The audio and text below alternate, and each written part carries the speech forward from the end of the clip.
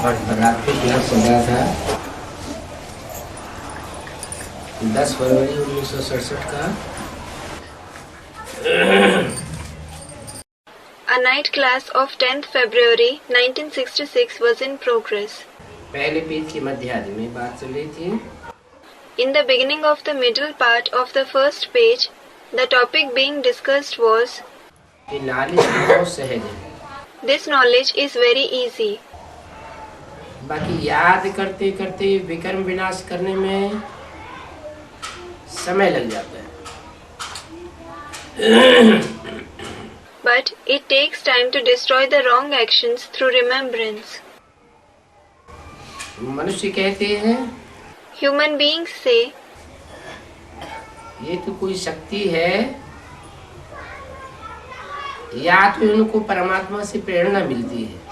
either this is some power or they get inspiration from the Supreme Soul.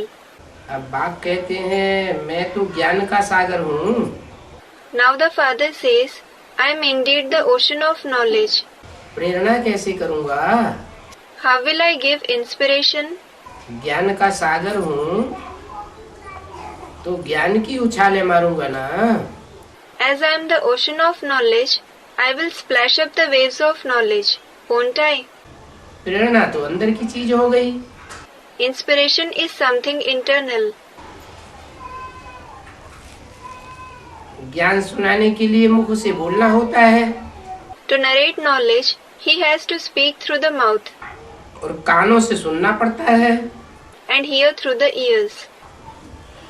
वास्तव में ये प्रेरणा अक्षर भक्ति मार्ग का है। Actually, this word inspiration is from the path of bhakti, meaning devotion, कि भगवान ने हमको ऐसे प्रेरणा की। and they think that God gave them that inspiration. तो पहले मूल बात है बाप को याद करो तो तुम्हारे विकर्म विनाश हो जाए। So, the foremost basic thing is to remember the Father. Then, your wrong actions will be destroyed. बाप को याद करें विकर्म विनाश हो जाए। By remembering the Father, our wrong actions are destroyed. और कोई को याद करें तो विकर्म विनाश क्यों नहीं होते? Why aren't our wrong actions destroyed if we remember someone else? बाप की याद से ही विकर्म विनाश क्यों होते हैं? Why are wrong actions destroyed only through the remembrance of the Father? बाप जहाँ बाप है वहाँ पाप नहीं, Where there is the Father, there is no sin. और जहाँ पाप होता है वहाँ बाप नहीं होता। And where there is sin, the Father is not present. तो बाप की याद करेंगे, मन बुद्धि से संग करेंगे, So, if we remember the Father, if we take His company through the mind and intellect, तो जैसा संग वैसा रंग लगेगा। then, as is the company we take, so is the color applied to us. Ravan को याद करेंगे, मन रुलाने वाला Ravan. If we remember Ravan, meaning the one who makes others cry, बुद्धि का संग रावण से लगेगा if the intellect comes in the company of Ravan, तो रुलाने वाले की तो पाप बनते हैं, तो हमारे भी पाप बन जाएंगे। then the one who makes others cry accumulates sins. We will also accumulate sins. तो पहली मूल बात है बाप को ही याद करो। So, the first basic thing is to remember only the Father. मुख्य याद की यात्रा है और इसी में मेहनत। The journey of remembrance is the most important, and the hard work is in this especially. इसको कहा जाता है गुप्त मेहनत, This is called hidden hard work, क्योंकि अंदर अंदर से याद करना होता है। because you have to remember within. मुख से कुछ बोलने की भी दरकार नहीं है। ऐसे नहीं शिव बाबा शिव बाबा शिव बाबा बोलते रहो। There is no need to speak anything through the mouth either. It is not that you have to keep saying Shiv Baba, Shiv Baba, Shiv Baba. अंदर की याद चाहिए। There should be the inner remembrance. आवाज बिल्कुल बंद हो जाए। Your voice should shut completely. ये आवाज बंद होती है, कहते मुख से तो नहीं बोलेंगे, लेकिन फिर अंदर से आवाज निकलती है, जो जीव चलती रहती है। When the voice of someone shuts, he says, I won't speak through the mouth. But then the voice comes from inside. The tongue keeps moving. तो ये भी नहीं। Even this should not happen. कोई कर्मेंद्रिय की कोई भी हरकत न हो। There should not be any activity of any karmendriya, meaning parts of the body used to perform actions. ये अंदरूनी मेहनत है। This is internal hard work. तो मुख से कब शिव बाबा या शिवाय नमः ये भी कहना नहीं है। So you don't have to even say Shiv Baba or Shivaya Namah through the mouth. क्यों नहीं कहना है? Why should you not say it? क्योंकि बाहर की आवाज मन की आवाज नहीं है। Because the external voice is not the voice of the mind. मन की आवाज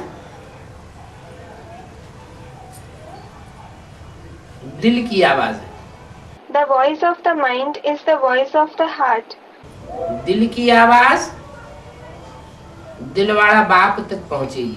And the voice of the heart will reach the Dilwada Father, meaning the Father who takes everyone's heart. ये तो शरीर की आवाज है। जिह्वा कहो, मुख कहो, ये शरीर के ही तो अंग हैं। This, that is, the external voice is the voice of the body. The tongue or the mouth are organs of the body. गले से आवाज निकलती है, The voice comes from the throat, वो भी शरीर का अंग है। which is also a part of the body. Shiv बाबा को तो अपना कोई अंग अथवा शरीर है ही नहीं। Shiv Baba does not have his own organs or body at all. तो जिसको अपना अंग ही नहीं है, शरीर ही नहीं है, देह ही नहीं है, उसको देह से कैसे आकर्षित किया जा सकता है? So, the one who doesn't have his own organs and body, how can he be attracted through the body?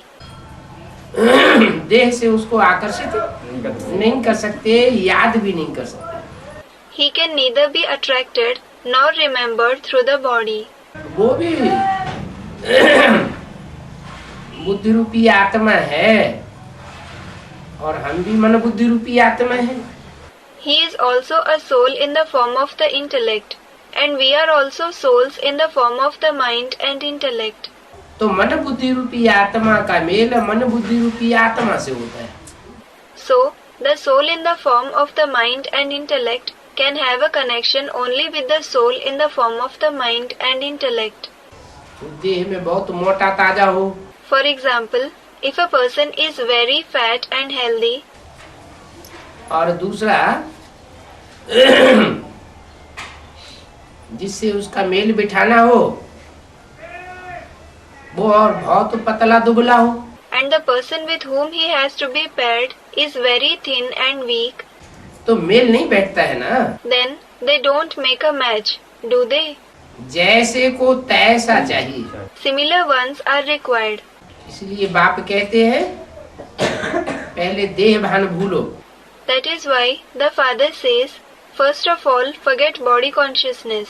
मुख से बोला माना देह भान आया है। If you speak through the mouth, then it proves the presence of body consciousness. तो देह को देह के भान को भूलो और अपन को आत्मा समझ मुझ बाप को याद करो। So, forget the body and body consciousness and remember me, the Father, considering yourself a soul. इसको गूंगे की मिठाई कहा जाता है। This is called the sweet of the dumb. जैसे गूंगा है वो मिठाई खाता है। For example, when a person who cannot speak eats sweets, उससे पूछा जाए मिठाई का कैसा स्वाद है, उसके मुख से आवाज निकलती नहीं है। and is then asked about the taste of the sweet, then no voice comes out of his mouth, अंदर अंदर अनुभव भरा हुआ है, but he has its experience within. तो ये परमात्मा की याद भी अंदरूनी अनुभव है। So, this remembrance of the Supreme Soul is also an internal experience. हम शांति में बाप को याद करते हैं, We remember the Father in silence. हमको राजयोग सीखने को मिलता है। We get to learn Raj Yoga. कहते हैं ना 3 minute silence, It is said 3 minutes of silence, isn't it? आवाज में आने की बात नहीं। There is no question of coming in sound. वो तो कहते हैं 3 मिनट साइलेंस, अर्थ को तो समझते नहीं है। They just say 3 minutes of silence, but they do not understand its meaning. यहाँ तो तुम अर्थ को समझते हो, Here, you understand the meaning. तुम्हारी इस शांति में बहुत कमाई है, You earn a lot through this silence क्योंकि तुम आत्म की स्थिति में अपन को आत्मा समझ करके बैठते हो।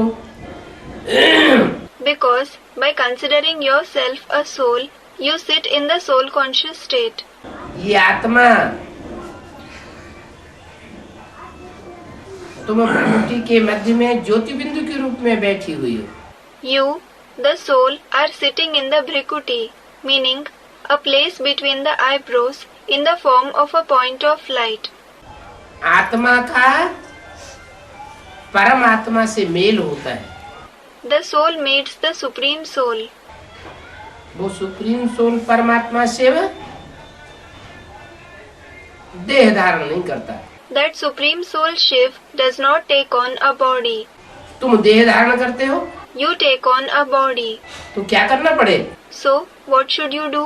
पहले देह को भूलना पड़े। First, you have to forget this body.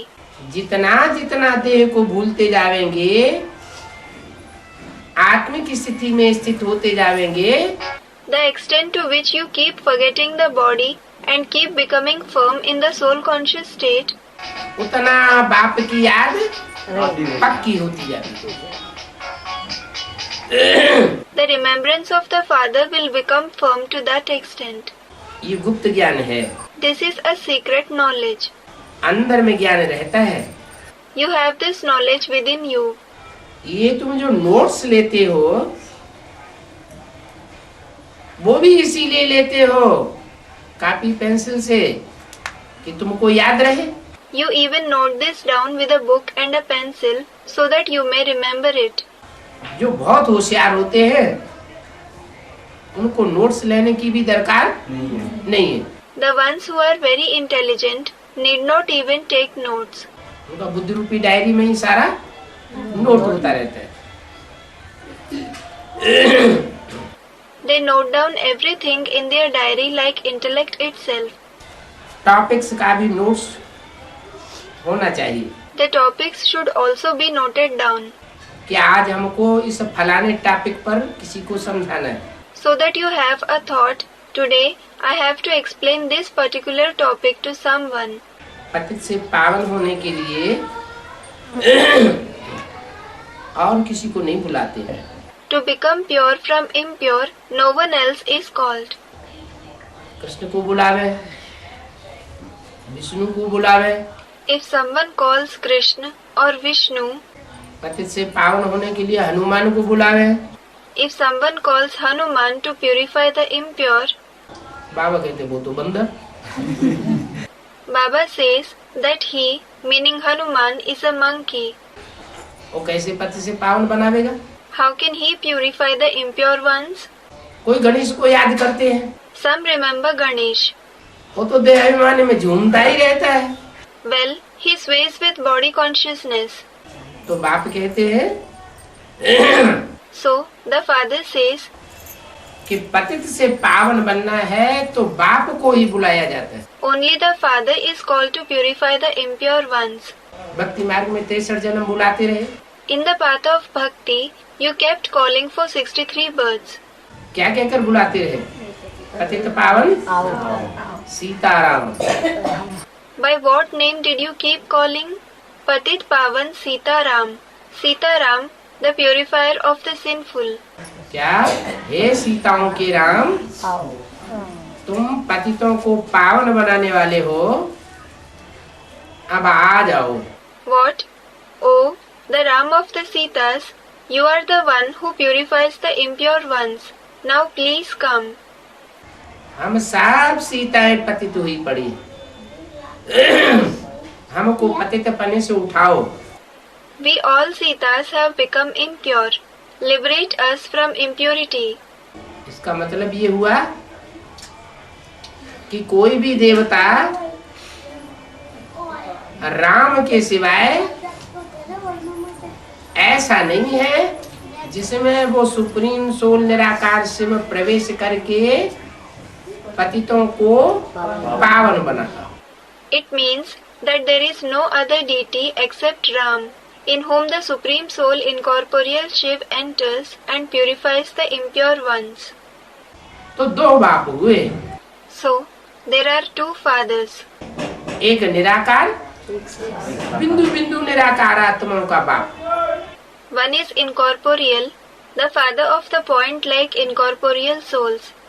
जो बिंदु आत्मा हमारी बुरकुटी के मध्य में बैठी हुई है, स्टार की मिसल, The point soul that is seated like a star in our Brikuti.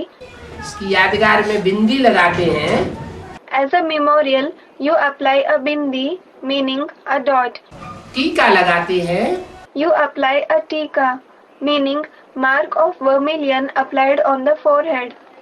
वास्तव में वो आत्मिक स्मृति में टिकने की बात है। Actually, it is about becoming stable in the soul conscious state, कोई टीका लगाने की बात नहीं है। and not about applying a tika. उस ज्योति बिंदु आत्मा को उस सुप्रीम सोल बाप की याद में टिकना है। That point of light soul has to become stable in the remembrance of that Supreme Soul Father, जो बाप कभी देह के बंधन में बंधता ही नहीं, who is never bound in the bondage of the body. इस सृष्टि पर आता भी है। He does come in this world. हम तुम बच्चों में से कोई एक शरीरधारी में मुकर्रर रूप से प्रवेश करता भी है, And enters one bodily being from among us children in a permanent form. सब कर्म करता है, He performs all kinds of actions. इसलिए साधारण चोले में आता है। This is why he comes in an ordinary body. साधारण चोले में आवेगा तो कर्म भी साधारण ही करेगा। If he comes in an ordinary body, he will perform just ordinary actions. कर्म सब करता है, लेकिन कर्म के बंधन में नहीं बंधता। He performs all actions, but he does not bind himself in the bondage of actions. ऐसा वो पावन है, He is pure in such a way, और हम पतित बन जाते हैं। and we become impure. हम इस सृष्टि पर जब आते हैं आत्माओं के लोक से, When we come in this world from the soul world, तो साकार सृष्टि में आने के बाद नीचे गिरते जाते हैं, then we keep falling in this corporeal world, माने पतित होते जाते हैं। meaning we keep becoming impure. हमारी आत्मा की शक्ति क्षीण होती जाती है। क्यों? The power of our soul keeps diminishing. Why? वो भी तो आत्मा है और हम भी आत्मा है। He, that is Shiv, is also a soul, and we are souls too. हमारी शक्ति क्यों क्षीण होती है, उसकी क्यों नहीं होती? Then why does our power diminish and not his? क्योंकि वो अभोक्ता है। It is because he is abhokta, meaning the one who does not seek pleasures. क्या? वो शरीर में आते हुए भी इंद्रियों का सुख भोगता नहीं है। What? He does not seek the pleasures of the Indriya despite coming in a body. Indriya, meaning parts of the body used to perform actions and the sense organs. और हम जो भी आत्माएं हैं वो शरीर धारण करने के बाद इंद्रियों का सुख भोगे बगैर रह नहीं सकते। Whereas all of us souls, after taking on a body, cannot live without enjoying the pleasures of the Indriya. तो हम सब हैं भोगी और वो है Abhogi. So, we all are bhogi, meaning pleasure seekers, and he is abhogi. इसलिए वो पतितों को पावन बनाने वाला है। That is why he is the one who purifies the impure ones. वो एवर प्योर है। He is the ever pure. क्या? हम नीचे गिरते गिरते इम्प्योर बन जाते हैं। What? We become impure by falling. और वो नीचे गिरता ही नहीं। And he never falls. हम जिसका संग का रंग लगाते हैं, जिसका संग करते हैं, अटैचमेंट हो जाता है, लगाव लग जाता है। और जिसका संग करते हैं, जिससे लगाव लग जाता है, उसकी बुद्धि में याद ऑटोमेटिक आने लग पड़ती है। We are attached to the one whose company we are colored by, the one whose company we keep, and we automatically start remembering the one whose company we, the one to whom we are attached. हम न चाहे याद करना तो भी याद आता है। और उसको Even if we don't want to remember him, we are reminded of him. And what about him? वो संग में तो आता है। He certainly comes in the company of many. जिस शरीर में प्रवेश करता है, उसकी इंद्रियों के द्वारा संग तो करता है आत्मा रूपी बच्चों का, लेकिन उसको संग का रंग लगता नहीं। He certainly comes in the company of the souls in the form of children through the indriya of the body which he enters, but he is not affected by the color of the company. वो लगाव में उसकी बुद्धि नहीं आती। His intellect does not come into attachment. और जब लगाव में नहीं आवेगी तो उसको याद भी नहीं आती। And when the intellect doesn't come into attachment, he is not reminded of anyone either. कोई बच्चे पूछते हैं, बाबा हम आपको इतना याद करते हैं, आप हमें याद करते हैं कि नहीं? Some children ask, Baba, we remember you so much. Do you remember us or not? हमारी याद आपकी बुद्धि में छपती है कि नहीं? Does our remembrance make an impression on your intellect or not? तो बाप कहते हैं, मुझे एक एक को याद करने की क्या दरकार? So, the father says, what is the need for me to remember each and every one? जो जैसा करेगा उसको वैसा फल नुदा हुआ है। A person is bound to receive the fruit of his actions. मैं एक एक को बैठ करके याद नहीं करूंगा। I will not sit and remember each and every one. तुम आशिक हो एक परमात्मा बाप के, You are lovers of the one supreme soul father. और मैं तो मासूक हूँ। And I am the beloved. तो आशिक बैठ करके मासूक को याद करे। So, the lover should sit and remember the beloved. मैं एक एक को 500 करोड़ को 700 करोड़ मनुष्य आत्माओं को एक को बैठ के याद करूंगा क्या? Will I sit and remember each one, the 500 to 700 crore, that is 5 to 7 billion human souls? Students, no.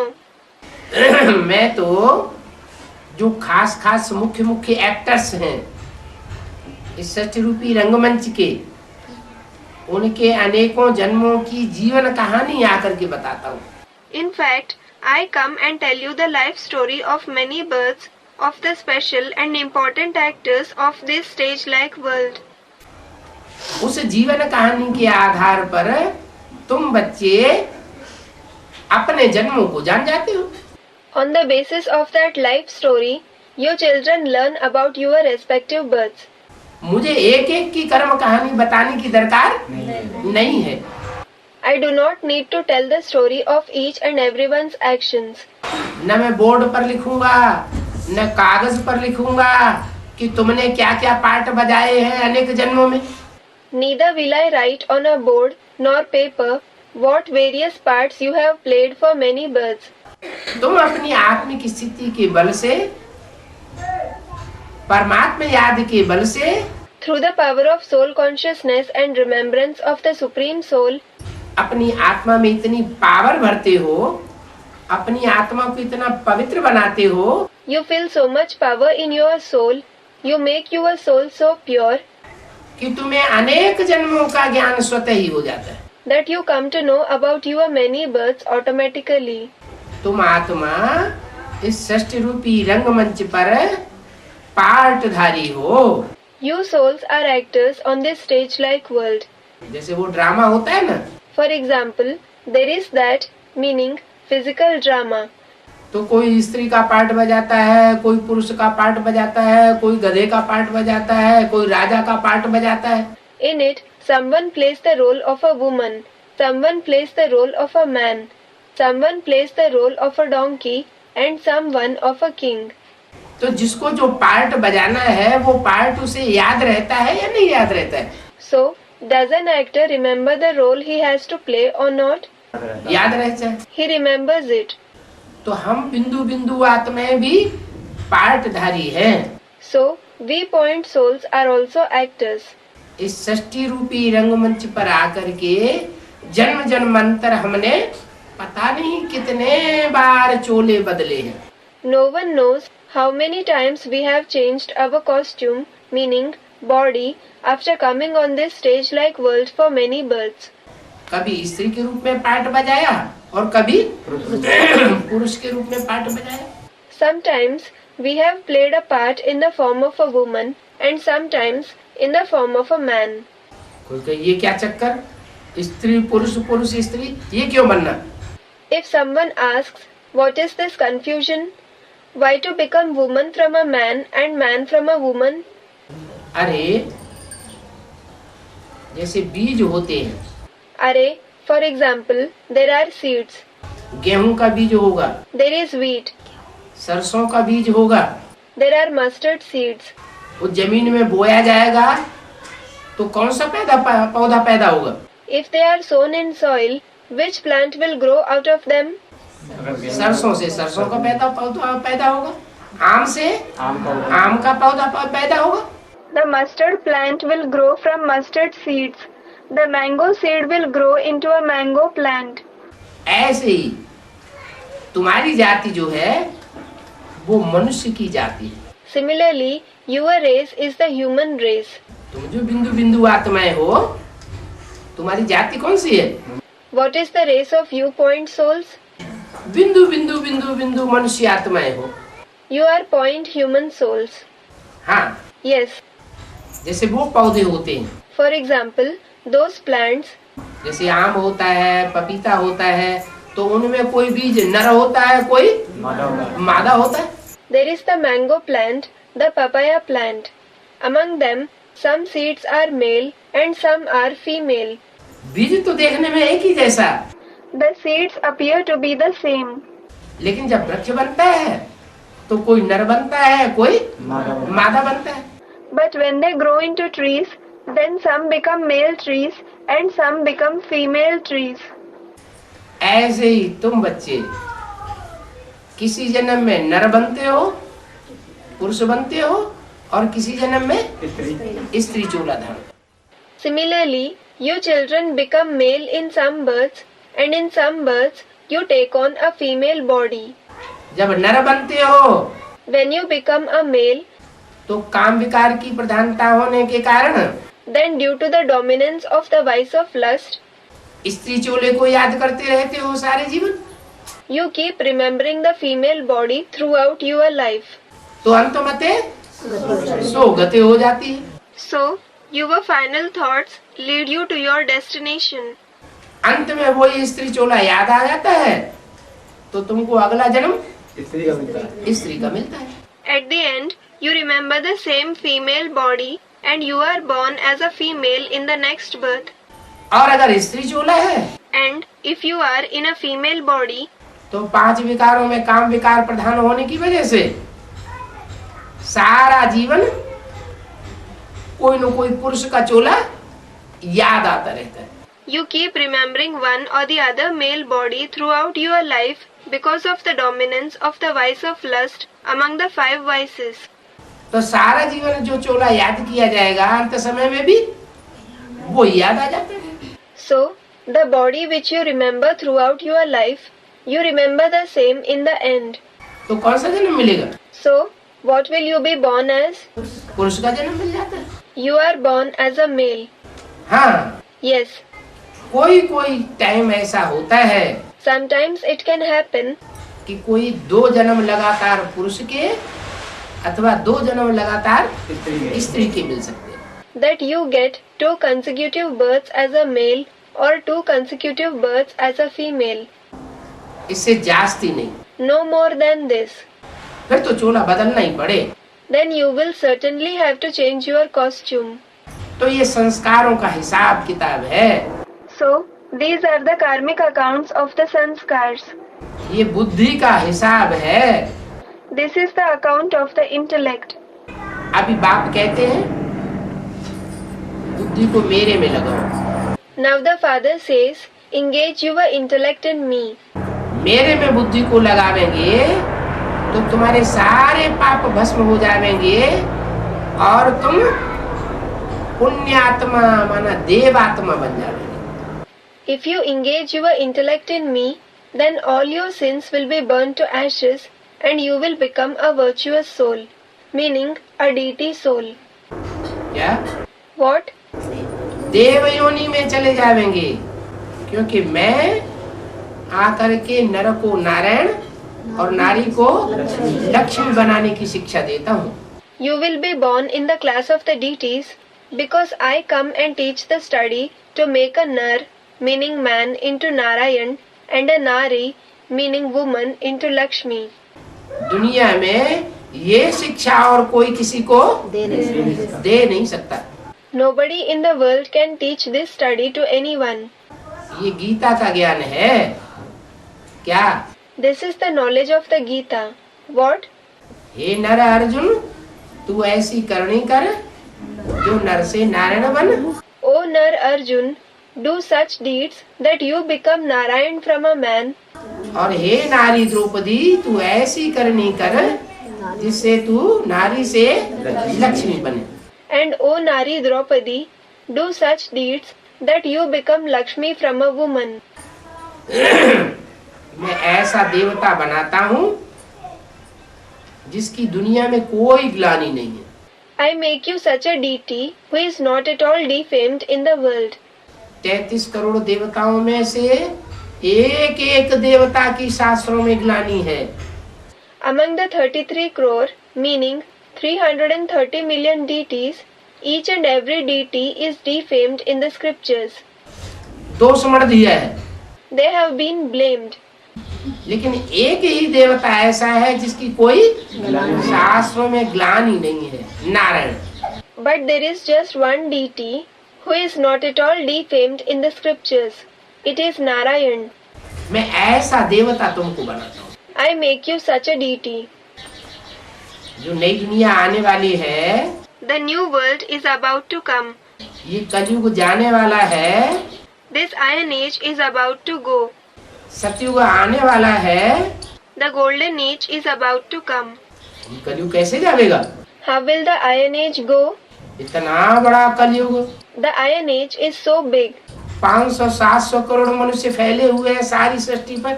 500 to 700 crore people are spread in the whole world.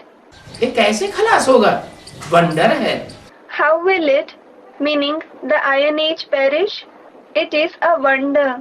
अरे भगवान बाप आते हैं अरे, when God the Father comes, तो एक तरफ नई दुनिया की निर्माण की विधि बताते हैं और दूसरी तरफ पुरानी दुनिया का ध्वंस विनाश करने का भी तरीका तरीका ही नहीं बताते हैं, काम शुरू करा देते हैं। then on one side he tells us the process to construct the new world, and on the other side he also tells us the method to demolish, destroy the old world. Not only he tells us the method, but he also has the work started. आज से 70 साल पहले न भगवान आया था और न ये एटम बम बने थे। 70 years ago, neither had God come, nor were these atom bombs made. एक तरफ भगवान आता है On one side God comes, और दूसरी तरफ एटम बम बनना शुरू हो जाता है। and on the other side, people start making atom bombs. ये एटम बम दुनिया के बड़े से बड़ा ऐसा हथियार है जो सारी सृष्टि को खलास कर देता है। The atom bomb is such a powerful weapon of the world, which destroys the whole world. ये बड़े बड़े एटम बम भगवान की दाढ़ें बताई हैं गीता में। In the Gita, these powerful atom bombs are referred to as the jaws of God. Arjun को मुंह खोल के दिखाई दिया, विराट रूप का साक्षात्कार कराई दिया। God opened his mouth and showed it to Arjun. He gave him the vision of his universal form. हे अर्जुन देख, मेरी ये जो दाढ़ है ऊपर की और नीचे की, इन दाढ़ों के बीच में सारी दुनिया चबाई जाने वाली है। And said, O Arjun, look, the whole world is going to be chewed between my upper and lower jaws. ये एटम बम आसमान में भी तैर रहे हैं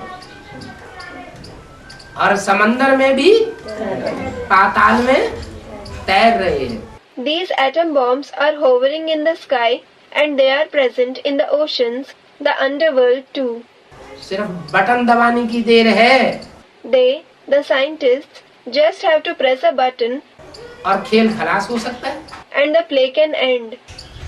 लेकिन बाप कहते हैं जब तक मैं नई दुनिया की स्थापना न कर लूं, But the father says, until I establish the new world, क्या जब तक मैं नई दुनिया का ढांचा तैयार न कर लूं, तब तक पुरानी दुनिया का विनाश नहीं हो सकता। what? Until I prepare the framework of the new world, the old world cannot be destroyed. दुनिया में भी लौकिक बाप होते हैं, And also, in the world, there are worldly fathers. तो ऐसे थोड़े ही कि सारा मकान एक साथ गिरा देंगे, हैं? It is not that they will demolish the whole house altogether. एकदम गिरा देते हैं क्या? नहीं, Do they demolish it altogether? No. पहले एक कमरा बनाएंगे।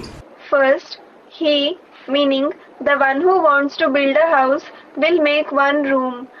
एक कमरा पहले तैयार करेंगे First, he will prepare one room और उसमें सारा साज सामान इकट्ठा करके रखेंगे। and he will gather all the goods and materials and keep it there. फिर सारे मकान को गिरा देंगे।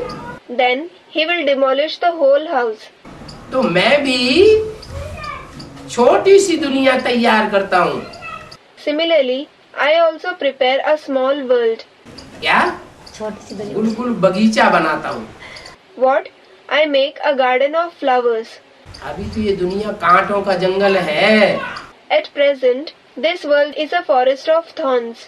क्या? What? कांटों का जंगल है। It is a forest of thorns. जहाँ जाओ, जहाँ देखो, कांटे ही चुभते रहते हैं।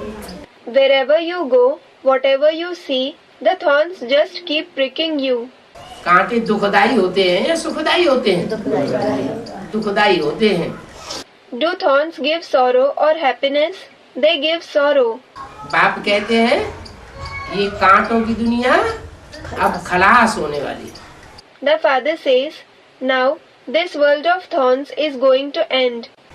कांटों की दुनिया खलास होगी, इसमें एटम बमों से आग लगेगी। The world of thorns will end. It will be set to fire with the atom bombs.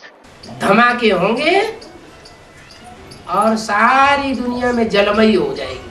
There will be explosions and the whole world will be submerged in water. कैसे? How? एटम बमों में से आग निकलती है कि जल निकलता है? Does fire or water come out of atom bombs? Someone said, fire. तो जलमयी कैसे हो जाएगी? Then how will it be submerged in water? जो एटम बम फटते हैं तो पृथ्वी का बैलेंस बिगड़ता है।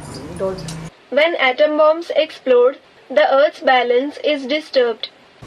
बैलेंस बिगड़ने से जो पृथ्वी के ऊपर के हिस्से में उत्तरी ध्रुव जहाँ मीलों ऊंचे पहाड़ हैं बर्फ के, Due to this disturbance of balance, the miles of high mountains of ice in the upper portion of the earth on the North Pole और दक्षिण में दक्षिणी ध्रुव जहाँ सैकड़ों मील ऊंचे पहाड़ हैं बर्फ के, and the many miles of high mountains of ice on the South Pole वो सब टूट टूट के समंदर में आ जाते, will break and fall into the sea. तो समंदर का स्तर ऊंचा चला जाएगा, And the level of the sea will rise. जो बम्बई जैसे शहर समंदर के किनारे आज जमीन के ऊपर रखे हुए हैं, जैसे दिखाई पड़ता है सागर के ऊपर बम्बई तैर रही हो। Cities like Bombay, which are situated on the sea coast, today they are seen on the ground. It appears as if Bombay is floating on the sea. जब समंदर का पानी ऊपर उठेगा तो सारी बम्बई क्या होगी? What will happen to the whole Bombay when the level of the sea rises? सारी बम्बई जिसे माया की नगरी कहा जाता है वो सब डूब जाएगी। The whole Bombay, which is called the city of Maya, will drown. तो सागर जो है उफान मारेगा The sea will boil over. और उस समय एटम बमों की गर्मी से उसका जल क्या बन जाएगा? And due to the heat of the atom bombs, what will become the water of the sea? भाप बन करके ऊपर उड़ेगा। It will evaporate. सारी दुनिया में बरसात ही बरसात का नजारा हो जाएगा और कई दिन तक बरसात होगी मूसलाधार। There will be a scene of rain and only rain in the world, and heavy rains will pour for several days. लगातार मूसलाधार बरसात होने से क्या होगा? What will happen due to the continuous heavy rains? सब जलमयी हो जाएगा। Everything will drown in water. ये जलमयी सारी दुनिया को शांत कर देगा। This flood will calm the whole world. शांत होगी दुनिया, The world will become calm. वातावरण शांत होगा, The atmosphere will become calm. अशांति धीरे धीरे खत्म हो जाएगी। Restlessness will end gradually. 5 तत्व भी सतो प्रधान बनेंगे, लेकिन वो बनेंगे तब जब इस दुनिया के जो रहने वाले नए संगठन के मनुष्य होंगे, माने जो देवताएं होंगे, वो संपन्न स्टेज को पहुंचे हुए। The 5 elements will also become Sato Pradhan, but they will become Sato Pradhan only when the residents of this world, the new gathering, meaning the deities, will have reached their complete stage. अपनी शांत stage को पकड़े हुए होंगे। When they will have achieved their stage of peace. ऐसी आत्माएं जो इन आँखों से इस विनाश को देखेंगी, वो अशांत नहीं होगी। Such souls who will see the destruction through these eyes will not be restless. अपने शांति के वाइब्रेशन को टूटने नहीं देंगे। They will not let their vibrations of peace break. उनके द्वारा नई दुनिया बनेगी। The new world will be established through them. वो पावन बन जाएंगे। They will become pure. उन पावन मनुष्यों के द्वारा, माना देवताओं के द्वारा नई सृष्टि की शुरुआत होगी। The new world will begin through those pure people, meaning through the deities. तो आज के जो बड़े बड़े महान संत हैं, कोई कहते हैं, So, some of the great saints of today say this. नारा लगाते हैं, जैसे जय गुरुदेव। They raise slogans. For example, there is Jai Gurudev. क्या नारा लगाते हैं? सतयुग आने वाला है, कलयुग जाने वाला है। What slogan does he raise? The golden age is about to come. The iron age is about to go. तो बात तो सही है। This is indeed correct. ये काम मैं ज्ञान सुना करके कराता हूँ। I have this work done by narrating knowledge. इसमें प्रेरणा देने की बात नहीं है। There is no question of giving inspiration in this.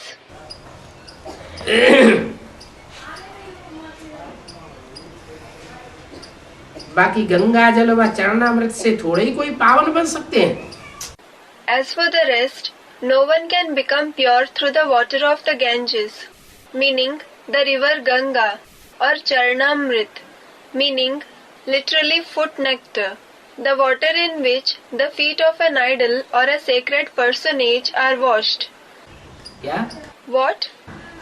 जो गंगा जी का जल है वो शरीर को साफ करेगा, कपड़ों को साफ करेगा, या मन बुद्धि रूपी आत्मा को साफ करेगा?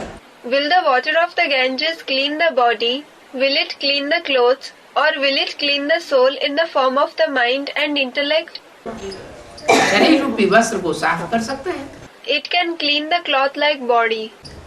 कहते हैं लोग गंगा पतित पावनी है। People just say that the Ganges is the purifier of the impure. लेकिन ये नहीं जानते हैं कि पतित पावनी गंगा उसको धारण किसने किया। But they do not know who held the Ganges, the purifier of the impure. वो पतित पावनी गंगा कोई पानी की गंगा है या कोई कन्या है जिसने ज्ञान जल को धारण किया? Is the Ganges the purifier of the impure, a river of water, or is it some maiden who has imbibed the knowledge? कोई कन्या है जिसने ऐसे ज्ञान जल को धारण किया है कि निर्लिप्त जीवन बिताया। It is a maiden who has imbibed the water of knowledge in such a way that she spent a detached life. Attachment कोई के साथ नहीं हो, एक शिव के साथ अटैचमेंट हुआ। She did not have attachment for anyone else. She had attachment for the one Shiv. किसके साथ? She had attachment for whom? Everyone said with Shiv. कि जटाओं में गंगा दिखाते हैं ना। The Ganges is shown in his hair locks, isn't she? Shankar का जूड़ा बंधा हुआ होता है और उसमें किसी कन्या का चेहरा दिखाया जाता है। The hair of Shankar is tied up and the face of a maiden is shown in it. तो इससे साबित होता है कि चित्रकार ने ये चित्र दिया है। So this proves that the artist has made this picture with this meaning. बताया है कि परमात्मा शिव जब इस सृष्टि पर आते हैं तो राम के अंतिम चोले में प्रवेश करके उनका नाम देते हैं Shankar. He has depicted that when the Supreme Soul Shiv comes in this world, then he enters the last body of Ram and names him Shankar. और शंकर ऐसी गहरी याद में रहता है कि शंकर और शिव की आत्मा मिलकर के एक हो जाती है, एकाकार। And Shankar stays in such deep remembrance that the souls of Shankar and Shiv combine to become one, united. इसलिए 33 करोड़ देवताओं में से एक ही देवता ऐसा है जिसका नाम शिव के साथ जोड़ा जाता है। That is why there is only one deity among the 33 crore, meaning 330 million deities, whose name is combined with the name of Shiv. कौन है? Who is it? Shiv Shankar Bholenath. Shiv Shankar Bholenath, the Lord of the Innocent Ones. और 33 करोड़ देवताओं में से एक भी ऐसा नहीं है जिसका नाम शिव के साथ जोड़ा गया। There is no one else amongst the 33 crore deities whose name can be combined with that of Shiv. बाप आकर बताते हैं कि शिव शंकर भोलेनाथ कहते तो हैं। The father comes and tells us that though it is said Shiv Shankar Bholenath, लेकिन लोग समझ लेते हैं कि शिव शंकर एक ही आत्मा है। people think that Shiv Shankar are just one soul. ऐसा नहीं है। It is not like this. अगर एक ही आत्मा होती तो शिव की पिंडी बनाते हैं। If they were only one soul, then why a small lump of Shiv is made? Shiv के मंदिर में क्या बनाते हैं? शिव की पिंडी बनाते हैं। What do they make in the temples of Shiv? They make a pindi of Shiv. और शंकर का विग्रह बनाते हैं, मूर्ति बनाते हैं। While an idol of Shankar is made, जो पुराने पुराने मंदिर हैं उनमें बीच में शिवलिंग होता है और आसपास देवताओं की मूर्तियां रखी होती हैं। in ancient temples, a Shivling, meaning an oblong stone worshipped all over India as a symbol of Shiv in the path of bhakti, is placed in the center, and around it the idols of deities are placed. उन मूर्तियों में मुख्य स्थान पर शंकर की मूर्ति रखते हैं। Among those idols, the idol of Shankar is placed at the prime location. इससे साबित क्या हुआ What does this prove? कि वो आसपास सब परमात्मा बाप शिव के बच्चे बैठे हुए हैं। That all the children of the Supreme Soul Father Shiv, who become deities from human beings, are sitting around. जो मनुष्य से देवता बनते हैं और बीच में मनुष्यों को देवता बनाने वाला बाप बैठा हुआ है Shiv. And the Father, Shiv, who makes human beings into deities, is sitting in the center. तो शिव की आत्मा अलग, So, the soul of Shiv is separate, जो जन्म मरण के चक्र में न आने के कारण उसकी कोई मूर्ति नहीं बनती। his idol is not made because he doesn't come in the cycle of birth and death. किसकी? शिव की मूर्ति नहीं बनती, शिव का लिंग बनाया जाता है। Who? Shiv's idol is not made, a ling of Shiv is made. उसको हाथ पांव नाक आंख कान नहीं दिखाए जाते, क्योंकि वो हाथ पांव नाक आंख कान के बंधन में बंधता ही नहीं। He is not shown having hands, legs, nose, eyes or ears, because he is not bound in the bondage of hands, legs, nose, eyes, ears at all. और शंकर के हाथ पांव नाक आंख कान दिखाए जाते हैं। And Shankar is shown to have hands, legs, nose, eyes and ears. तो दोनों आत्माएं अलग अलग हैं। So, both the souls are separate. Shiv की आत्मा अलग और शंकर की आत्मा अलग। The soul of Shiv is separate and the soul of Shankar is separate. लोग क्या समझते हैं What do people think? कि शिव शंकर एक ही है। Shiv Shankar are one and the same. एक नहीं है तो दो आत्माएं। They are not one, they are two souls.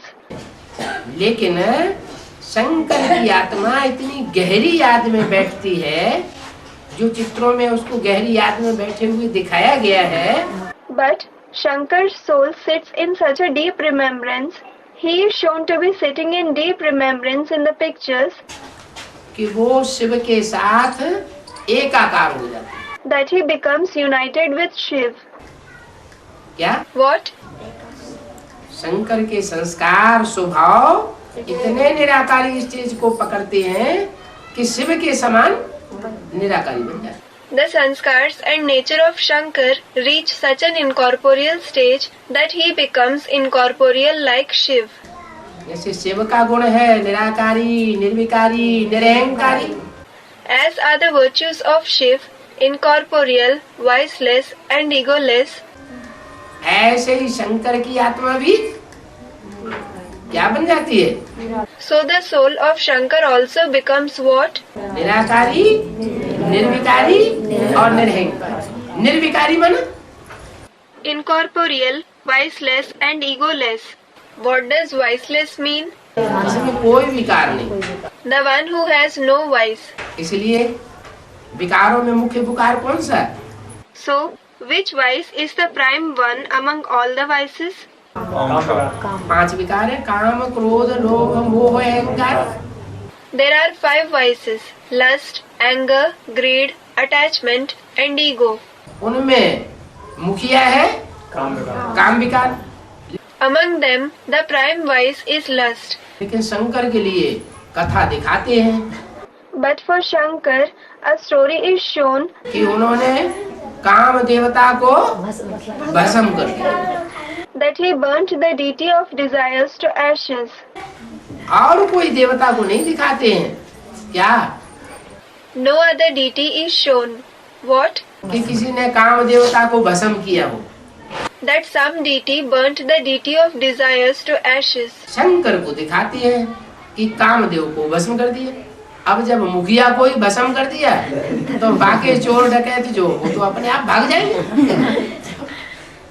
Shankar is shown to have burnt the deity of desires to ashes. Now, when the chief himself is burnt to ashes, then the rest of the thieves and bandits will run on their own. इसलिए शंकर भी निराकारी सो संपूर्ण निर्विकारी बन जाता है। This is why Shankar also becomes completely voiceless from incorporeal. और निर्विकारी सो निरहंकारी। And the one who is voiceless is egoless. जिसमें अहंकार होगा, देह का अहंकार होगा, वो फिर तो अहंकार तो दिखाएगा अपना। The one who has ego, bodily ego, he will definitely show his ego. देह होते हुए भी देह का कोई अहंकार न रहे, उसको कहते हैं निरहंकारी। Despite having a body, there shouldn't be the ego of the body. This is called being egoless. तो बताया कि शंकर के मस्तक पर गंगा दिखाते हैं। So, it is said that the Ganges is shown on the head of Shankar. कहते हैं गंगा जल व चरणामृत उसे पीने से पवित्र बन जाएंगे। People say we will become pure by drinking the water of the Ganges or Charnamrit. Vishnu के चरणों में से गंगा निकलती हुई दिखाई गई है। The Ganges is shown to flow from the feet of Vishnu. Ganga Vishnu के चरणों में से निकली और शंकर के मस्तक में समा गई। The Ganges emerged from the feet of Vishnu and merged in the hairlocks of Shankar. अब कोई ये स्थूल चरण की बात थोड़ी है। Now, in fact, it is not about the physical feet. ये तो बुद्ध रूपी पांव की बात है। This is about the feet like intellect. क्या बुद्ध रूपी पांव किसके? विष्णु के। What? Whose feet like intellect? Vishnu's. Vishnu जरूर कभी पहले ब्रह्मा रहा होगा। ब्रह्मा सो Vishnu. Vishnu must certainly have been Brahma earlier. Brahma, so Vishnu. कहते हैं ब्रह्मा के मुख से वेद निकले। It is said that the Vedas emerged from the mouth of Brahma. वेद माना जानकारी, ज्ञान। Ved means information, knowledge. तो किसी को पता ही नहीं है So, no one knows the reality. कि मुख में से क्या वाह किया और वेद निकल पड़े होंगे। They say he, meaning Brahma, must have opened his mouth and the Vedas emerged from it. ऐसे कहीं होता है क्या? नहीं। Does it ever happen like this? No. वो निराकार शिव ब्रह्मा के तन में प्रवेश करता है और प्रवेश करके जो वाणी बोलता है वो वाणी ब्रह्मा की ये आत्मा धारण करती है। That incorporeal Shiv enters the body of Brahma and the Vani, that is Murlis, that he narrates, Brahma's soul assimilates that Vani. क्या धारणा कहाँ होगी? बुद्धि में धारण। What? Where will the assimilation take place? The assimilation will take place in the intellect. उस बुद्धि में जो बुद्धि रूपी चरण में ज्ञान की धारणा होती है वो ज्ञान की धारणा सुनने वाले सुनते हैं। The assimilation of knowledge that takes place in the intellect, the feet-like intellect, the listeners listen to that assimilation of knowledge.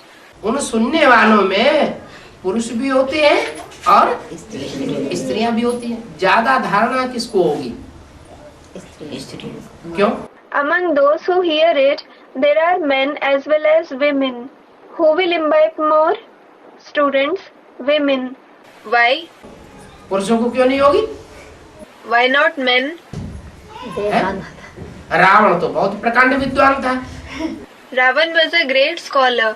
उसके हाथों में वेद शास्त्र दिखाए जाते हैं जैसे ब्रह्मा के हाथों में वेद शास्त्र दिखाए जाते हैं। Vedas and scriptures are shown in his hands, just like they are shown in the hands of Brahma. तो उसने वेद शास्त्र रूपी ज्ञान धारण नहीं किया क्या है? So, didn't he imbibe the knowledge of the Vedas and scriptures? धारण तो किया, लेकिन प्रैक्टिकल जीवन में धारण नहीं किया। He did imbibe it, but not in life, in practice. इसलिए मुरली में बाबा बोलते हैं जितने पुरुष हैं सब Duryodhan Dushasan. That is why Baba says in the Murli that all men are Duryodhan Dushasan, meaning villainous characters in the epic Mahabharata. क्या ये दुष्ट युद्ध करते हैं? What? They fight a wicked war. Duryodhan है, दुशासन दुष्ट शासन करते हैं। They are Duryodhan, Dushasan. They rule in a wicked way. जबरदस्ती मारपीट करके चलाते हैं। They make people work using force and violence. बाप कहते हैं जो दुर्योधन दुशासन है उनकी बुद्धि में ये ज्ञान धारण नहीं हो सकता। The father says the intellect of Duryodhan and Dushasan cannot assimilate this knowledge. कोई को क्रोध आ जाए तो उस समय ज्ञान रहता है, उड़ जाता है। Does the knowledge remain in their intellect when they become angry? It vanishes. ऐसे ही बाबा कहते हैं कोई काम विकार में नीचे गिर जाए तो 5वीं मार से नीचे गिरता है, हाड़ गोड़ सब टूट जाते हैं। Similarly, Baba says that if someone falls in the vice of lust, then it is as if he falls from the 5th story of a building. He breaks his bones and everything. ज्ञान सारा उड़ जाता है। All the knowledge vanishes. ज्ञान की बातें फिर सुना न सके। Then they cannot narrate the topics of knowledge. तो पुरुषों को वो धारणा नहीं होती है। अब रही कन्याएं माताएं। So men don't assimilate that knowledge. Now the maidens and mothers remain. कन्याओं माताओं में से 2 वर्ग हैं। Among the maidens and mothers, there are 2 categories. एक है कुमारियां और दूसरी है अधर कुमारियां। One category is the Kumaris, meaning virgins, and the other category is of the Adhar Kumaris, the women who are married and lead a pure life. अधर आधी कुमारी कैसे? Adhar means half, Adhi Kumari. How? आधी कुमारी कैसे? शादी हो गई तो आधी कुमारी पूरी माता बन गई है? How is she a half Kumari? After the marriage, did she remain a half Kumari or did she completely become a mother? ज्ञान में आने के बाद बाबा बताते हैं कि तुमको पवित्र रहना है। Baba says that after coming in knowledge, you have to remain pure.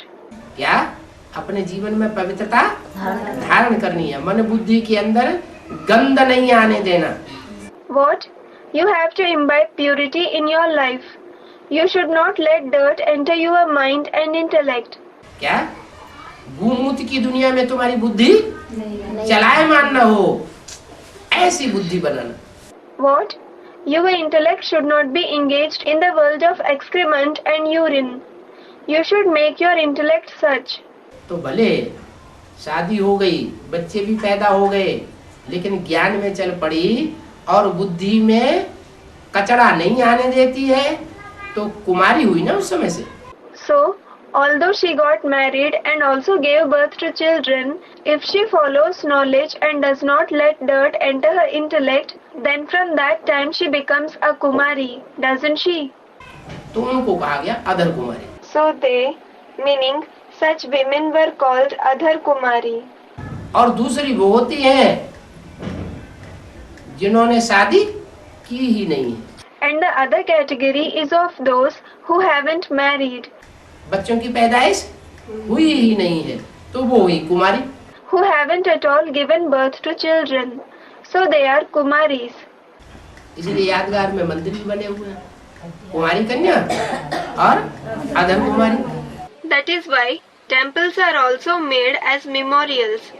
Kumari Kanya, meaning virgin, and Adhar Kumari.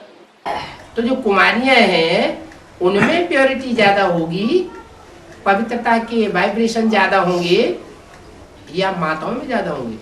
So, will the Kumaris have more purity, the vibrations of purity, or will the mothers have more?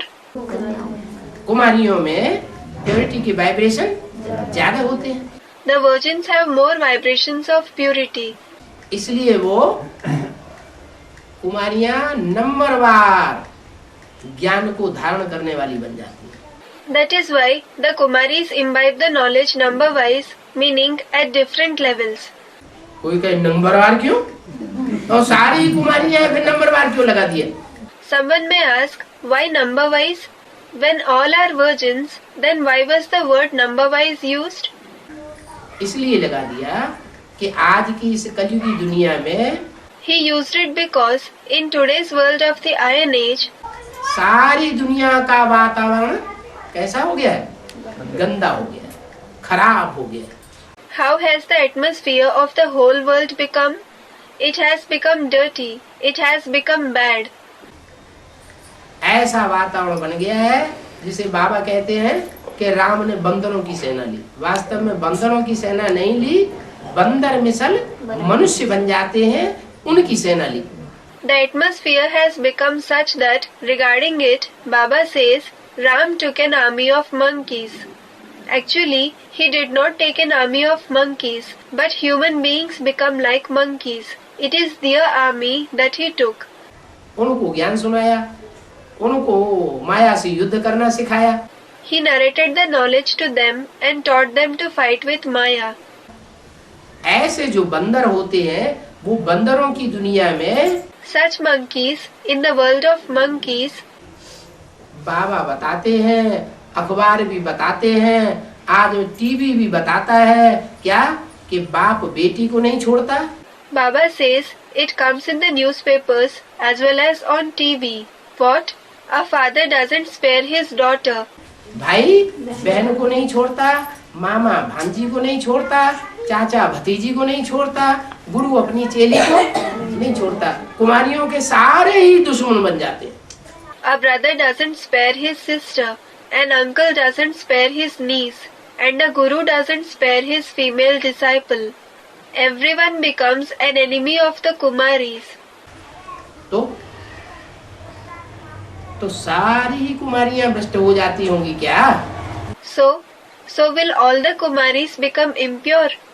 कि नंबरवार भ्रष्ट होती होंगी? नंबरवार बनती। Or will they become impure number-wise? They become impure number-wise. तो उनमें कोई ऐसी भी निकलती है जो ज्ञान को अच्छी तरह से धारण करती है और संसार में वो ज्ञान दूसरों को सुनाती भी है, बांटती भी है। Among them, someone emerges who imbibes the knowledge well and also narrates, distributes it to the others in the world. तो उत्तर भारत में गंगा बहती हुई दिखाई जाती है। The Ganges is shown to flow in North India. क्या? उत्तर भारत में गंगा का बहुत मान है। What? The Ganges is highly regarded in North India. कहते हैं गंगा शंकर के मस्तक में समा दी। It is said that the Ganges merged in the head of Shankar. अब ये बातें कहाँ की हैं? संगम युग की हैं। Now, these topics are of when? They are of the confluence age.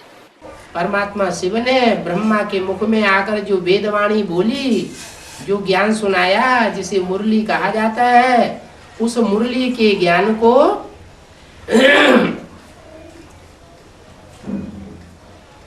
कोई ने पूरा धारण किया।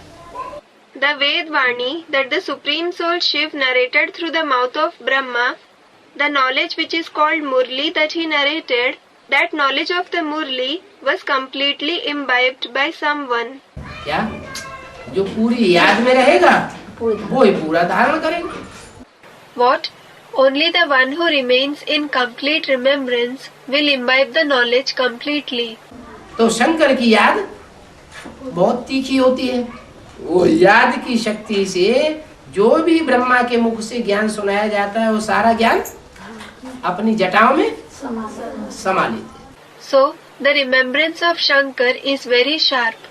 Through the power of remembrance, he absorbs the entire knowledge that is given through the mouth of Brahma in his hair locks. कोई जटाओं में ज्ञान नहीं समाया जाता, कहीं बालों में ज्ञान होता है क्या? बालों माने जटाओं माने बुद्धि में वो सारा ज्ञान समाया जाता है। Actually, the knowledge does not merge in the hair locks. Is there any knowledge in the hair? Hair means that the complete knowledge merges in the intellect.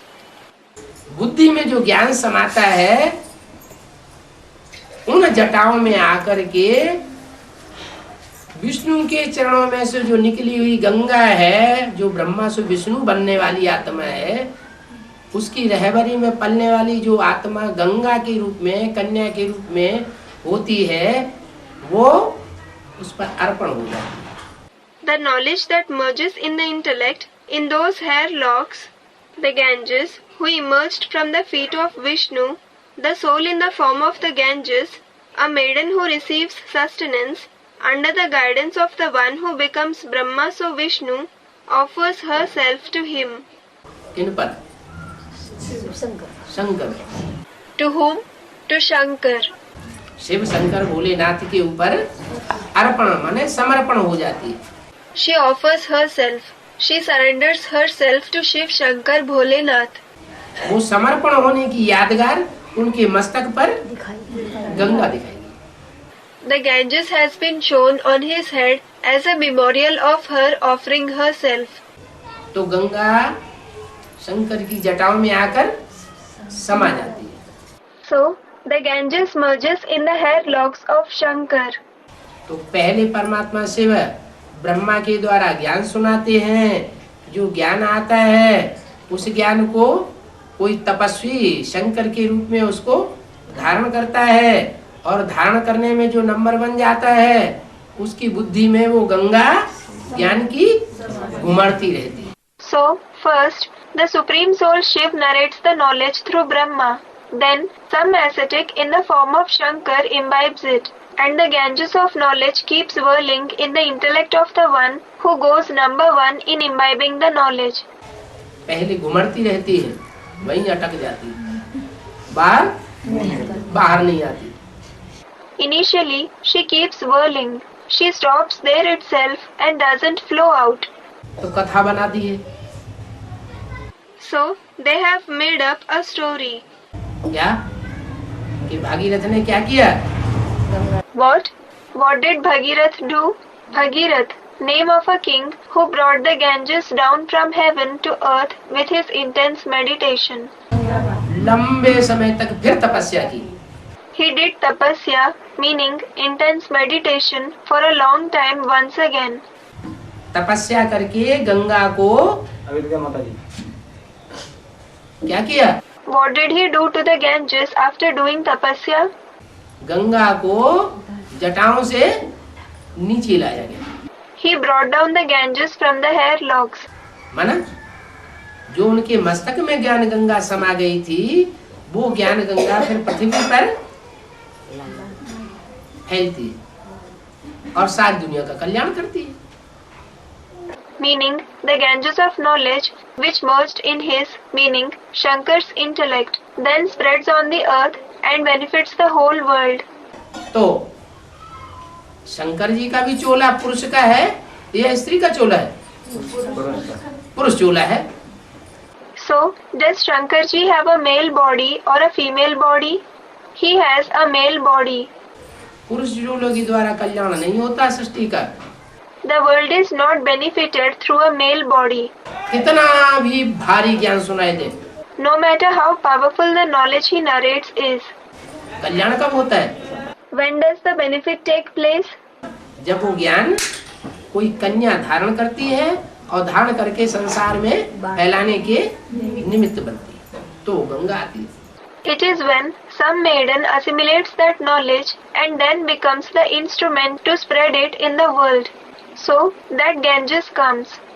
बताया ऐसे नहीं है कि गंगा जल या चरणामृत से कोई पावन बन जाते हैं. So it was said, it is not that someone becomes pure through the water of the Ganges or the Charanamrit. उन्होंने तो ये समझ लिया कोई स्थूल गंगा है पानी की जिससे कोई पावन बनता है. नहीं, They have perceived it to be some physical Ganges of water that purifies anyone. No. कुछ कन्या निकलती है और कन्या उस ज्ञान को धारण करती है जीवन में, और जीवन में धारण करके दूसरों को सुनाती है.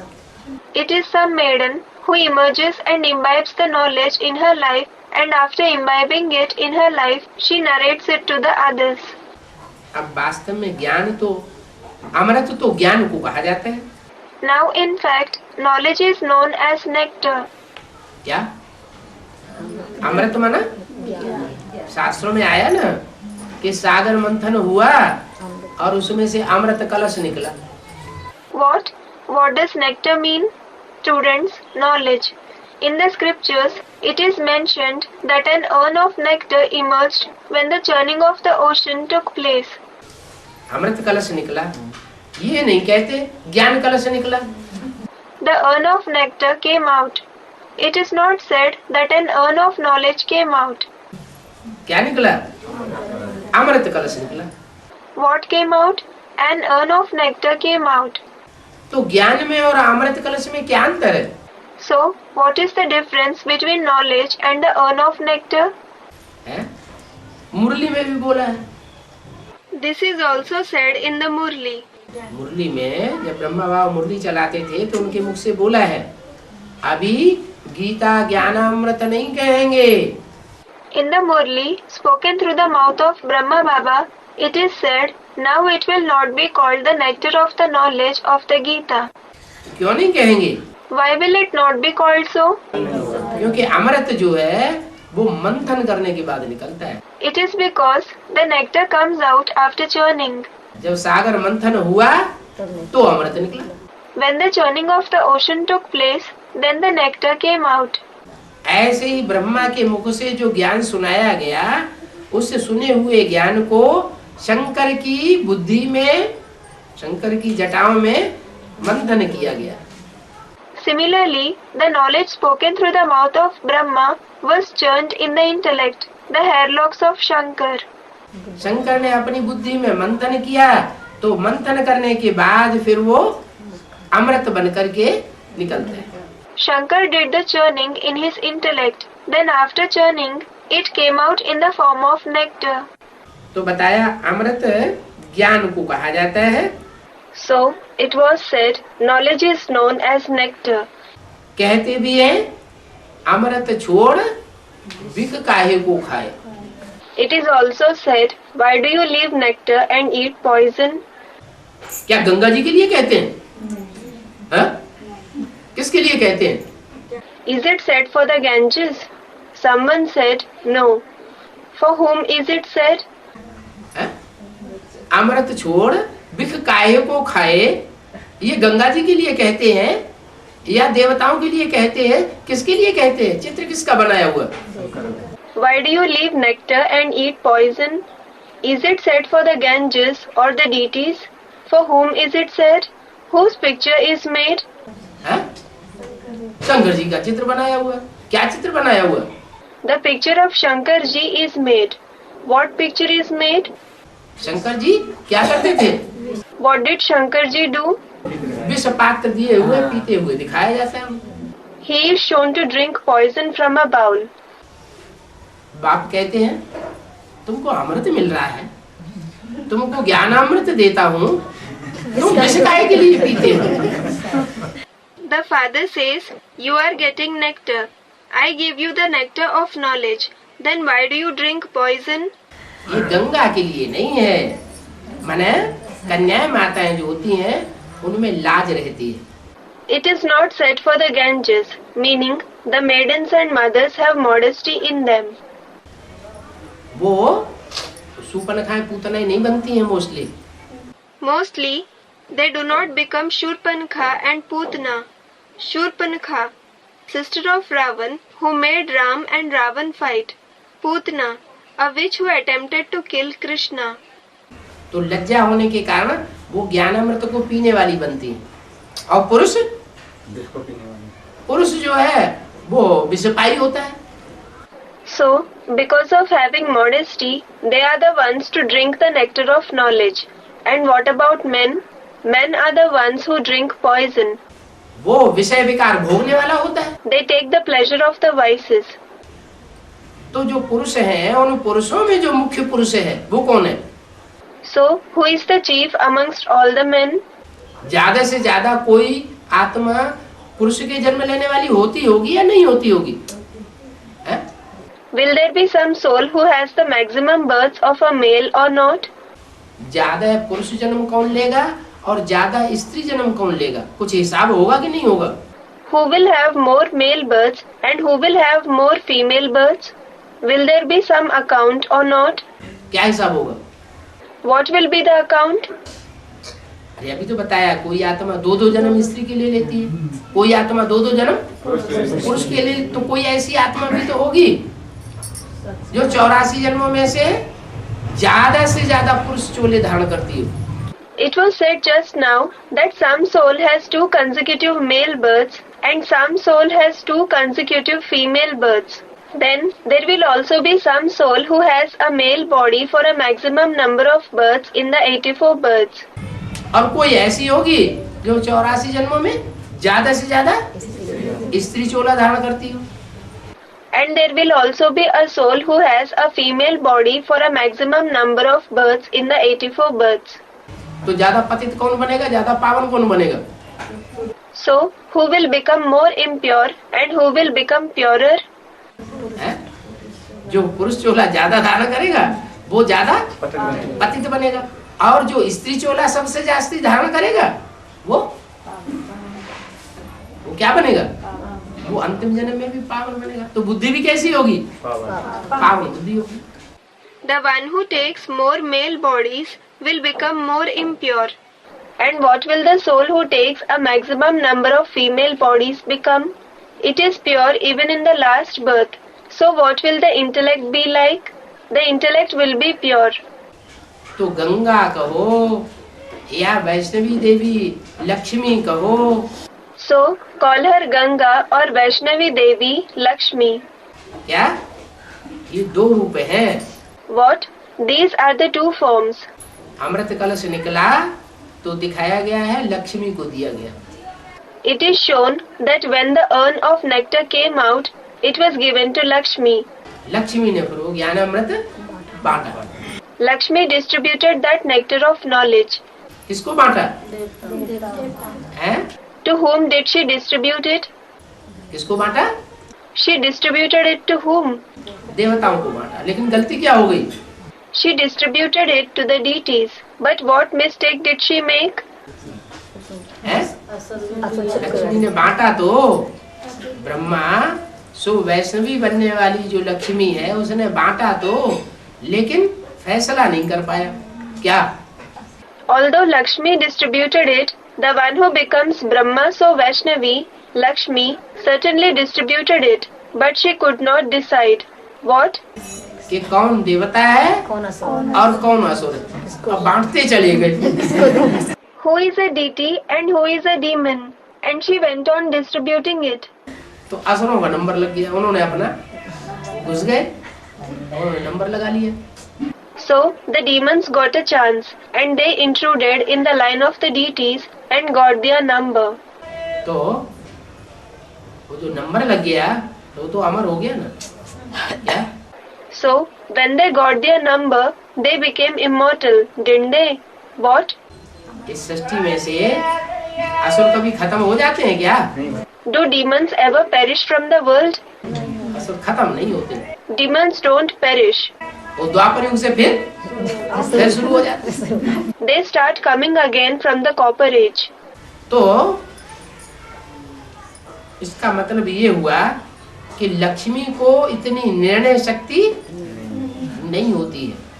So it means that Lakshmi does not have so much the power of making decisions. कितनी? How much? इतनी परख शक्ति लक्ष्मी को नहीं होती है जितनी नारायण को तो होती ही होती है। Lakshmi doesn't have as much power to make a decision as someone said Narayan. Narayan definitely has it. जितनी गंगा को होती है। क्या? Lakshmi doesn't have as much power to make decisions as the Ganges has. What? Ganga में गंगा के लिए नहीं दिखाते हैं। It is not shown for the Ganges. कि गंगा जो है पतित पावनी है, तो वो गंगा असुरों को भूल में आकर के बांट देती है।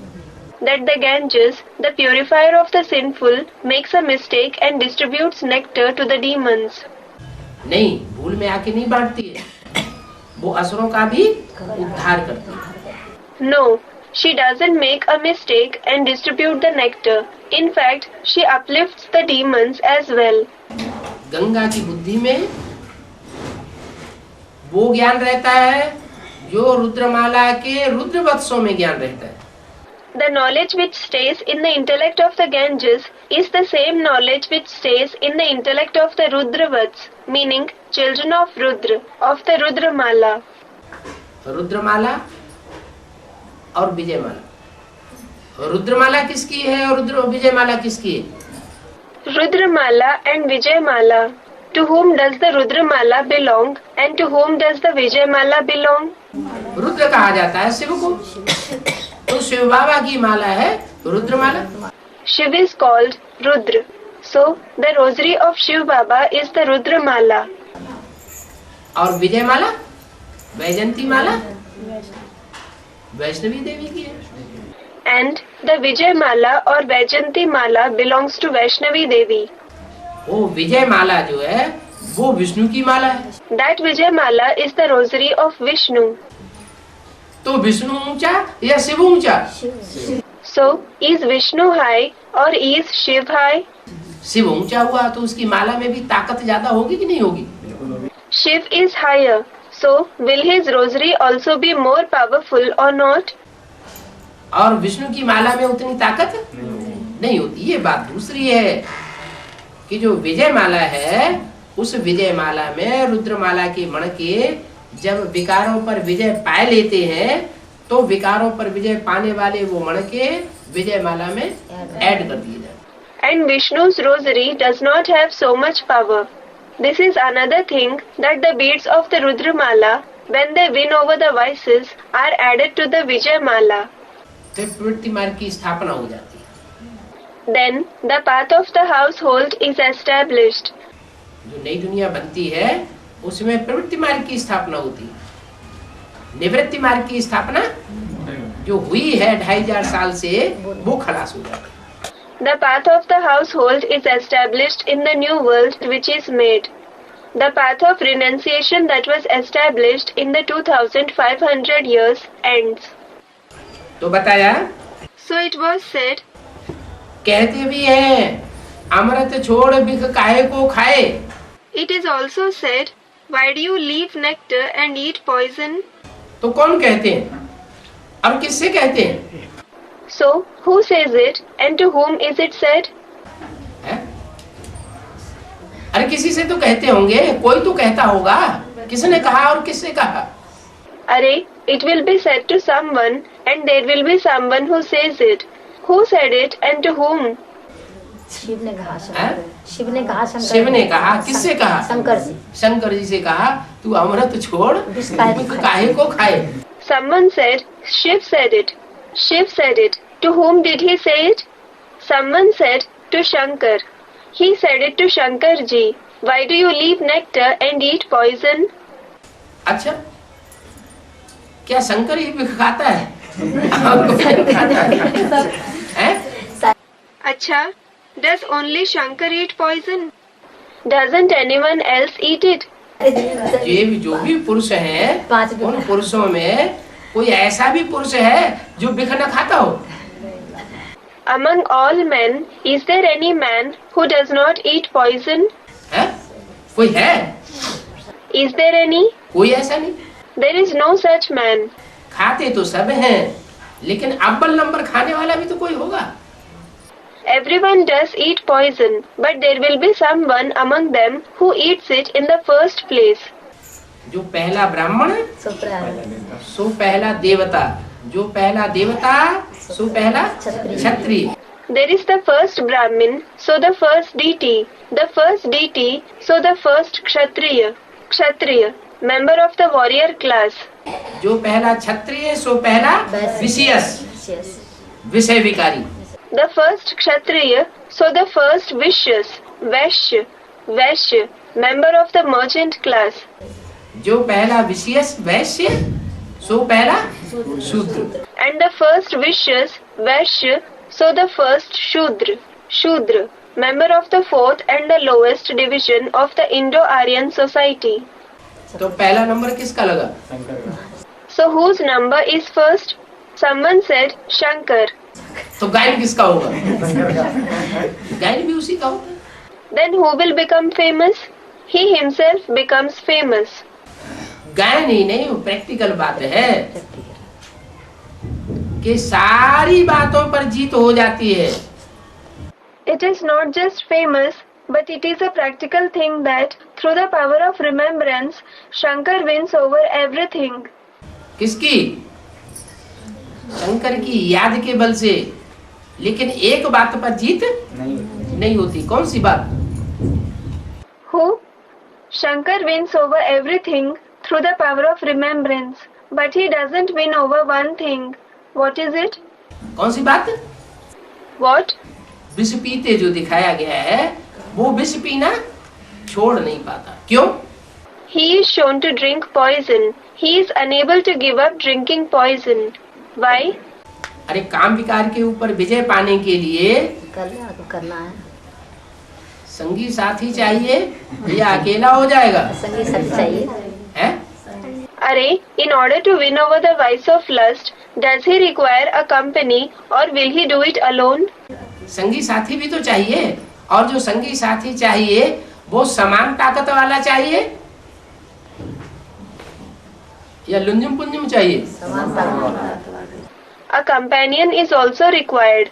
And should the companion he needs have equal power or should he be weak? Someone said equally powerful. लुंजुम पुंजुम से काम नहीं चलेगा। Someone weak will not do. हाँ, ये हो सकता है कि एक ब्राह्मण कुल का हो तो दूसरा क्षत्रिय कुल का हो।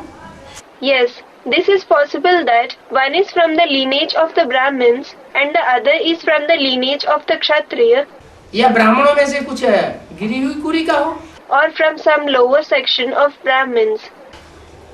लेकिन ये नहीं हो सकता कि एक शूद्राणी हो और एक ब्राह्मण हो और दोनों का साथ कर दिया जाए तो वो काम विकार के ऊपर जीत पाए लेंगे।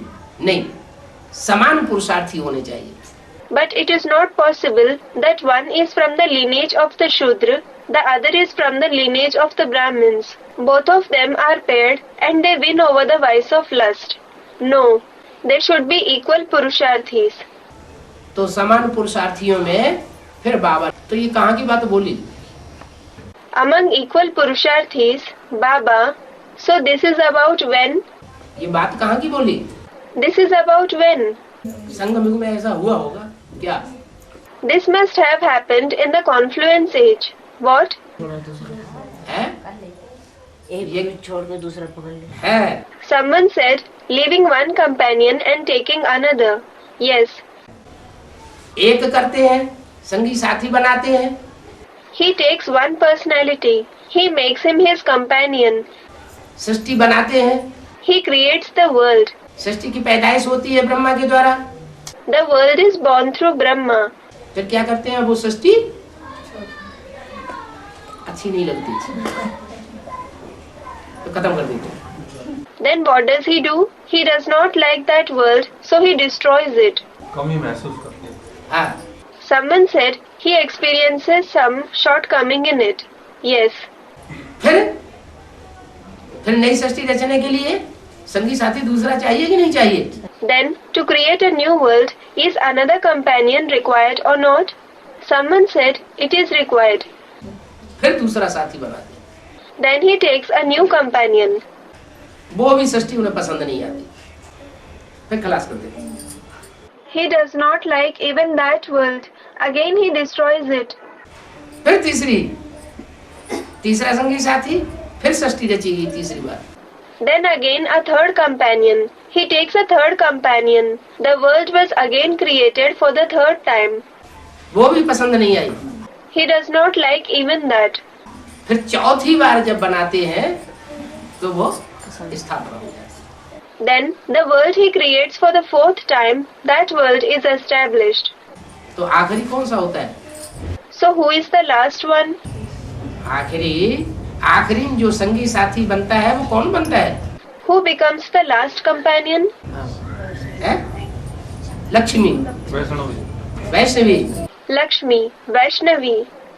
वो आखिरी पहले ही क्यों ना बना लिया बाबा? हैं? 4 बार के बजाय Someone said, why wasn't the last one made the first companion? आदि में तो शूद्रों को ब्राह्मण बनाया गया था, और वो भी कलकत्ते की बात थी। In the beginning, the Shudras were made Brahmins, that too in Kolkata. और कलकत्ते में परंपरा ऐसी चलती है आखिरी जन्म में कि जो भी मनुष्य होते हैं वो सब इतने विकारी होते हैं कि 2-2 स्त्रियां रखते हैं, 4-4 स्त्रियां रखते हैं। And in Kolkata, in the last birth, there is a practice that everyone becomes so vicious that they keep 2 to 4 women as wives. एक अपनी स्त्री घर में रखेंगे, उसके होते हुए भी दूसरा मकान बना देंगे, वहां दूसरी औरत रखेंगे। They will keep their own wife at home, and despite her being there, they will make another house and keep a second wife there. ये बंगालियों में बहुत चलता था। This was very prevalent among the Bengalis, meaning people from Bengal. तो आदि में ये स्थापना हो जाए, जमदे जामदे नहीं होता है। So, this establishment cannot happen in the beginning. Nothing happens all of a sudden. क्या हथेली पर आम नहीं उगाया जा सकता? A mango plant cannot be grown on the palm. Figuratively, it means that you cannot achieve something great in one go.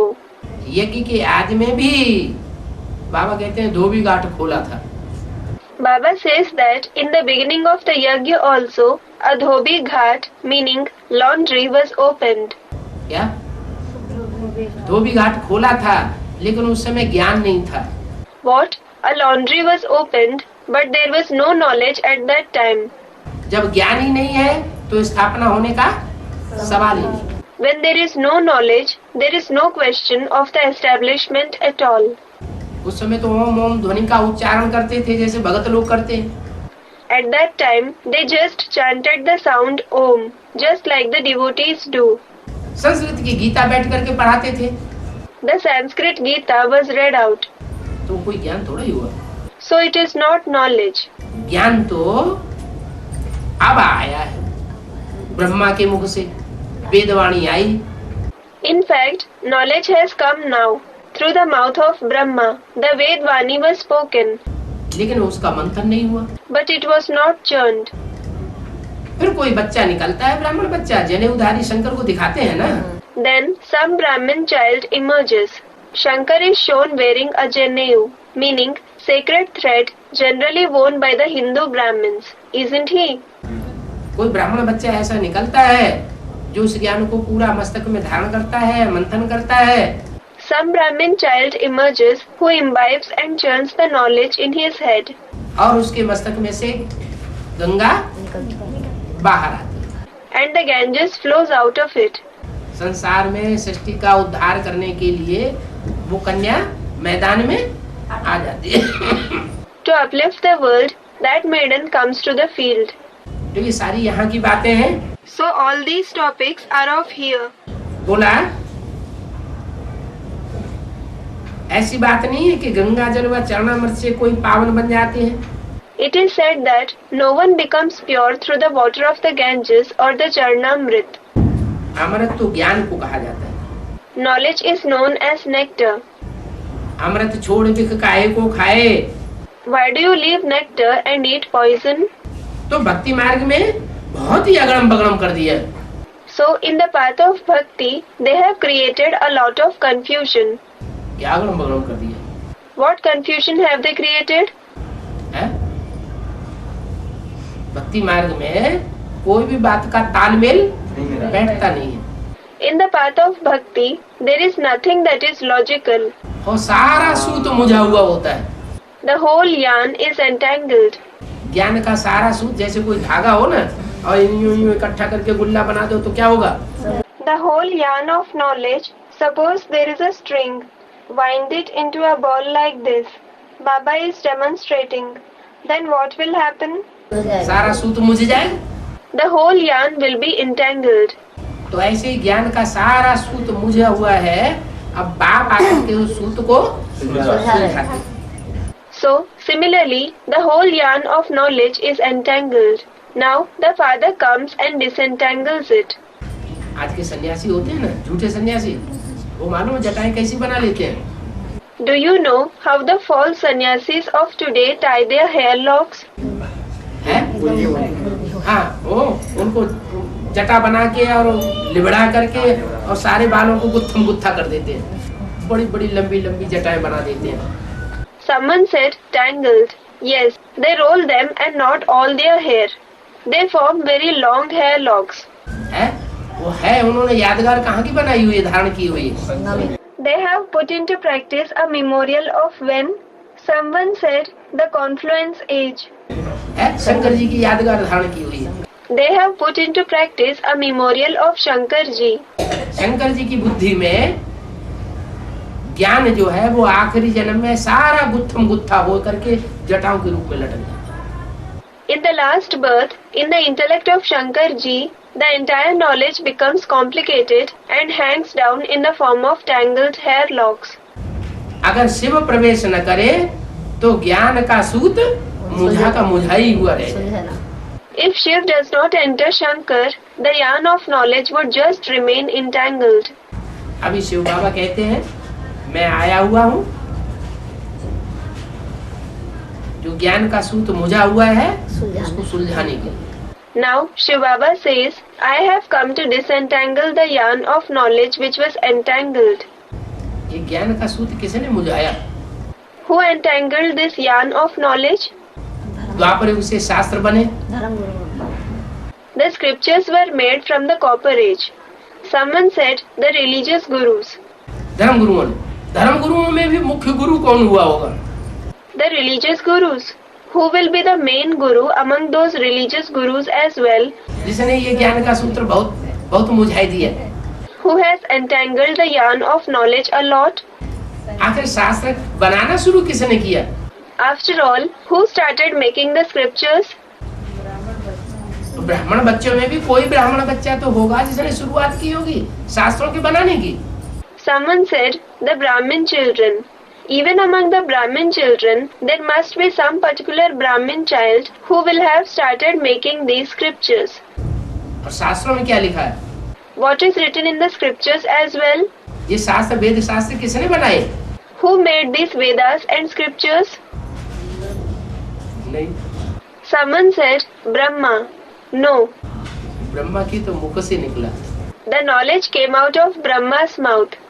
जैसे धर्म पिताओं के मुख से अपना अपना धर्म का ज्ञान निकलता है, वो कोई शास्त्र नहीं है।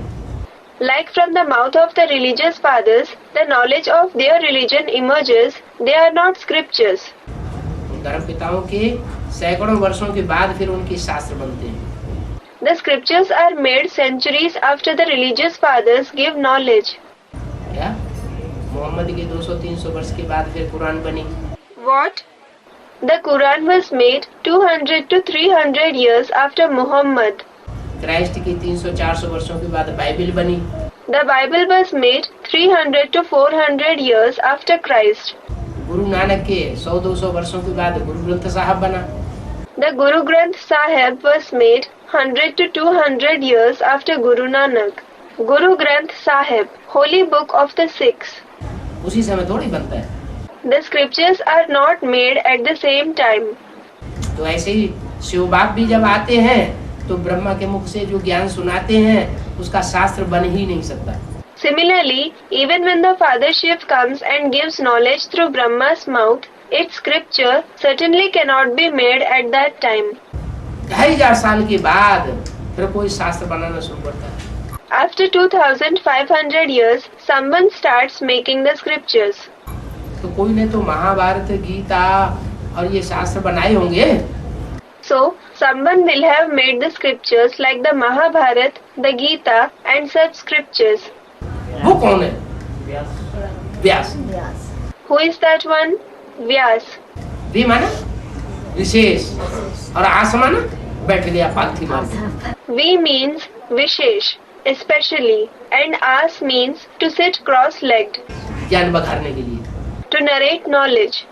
तो जो बैठ गया जिसने शास्त्र बनाए वो शास्त्र दुर्गति के बने या सदगति के बने? So, the one who sat, the one who made scriptures, were they made for degradation or for the uplift of people? दुर्गति के बने। They were made for degradation.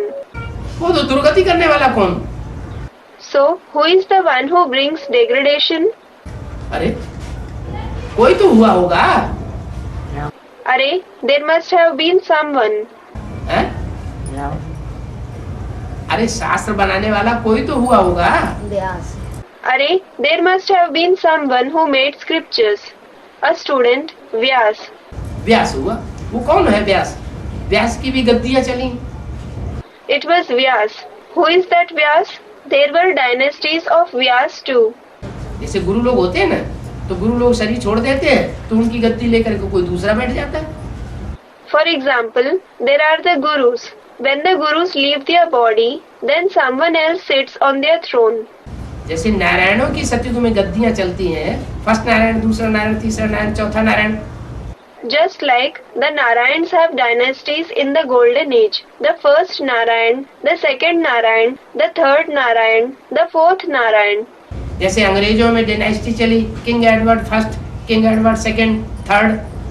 Just like the dynasty among the English continued, King Edward I, King Edward II, King Edward III. ऐसे ही व्यास नाम की भी गद्दियां चली। Similarly, there were dynasties of the ones with the name Vyas too. जो सतयुग में नारायण बनते हैं वो ही द्वापर में आकर क्या बनते हैं? व्यास बन जाते हैं। नंबर बाद शास्त्र। Those who became Narayans in the Golden Age, what do they themselves become from the Copper Age onwards?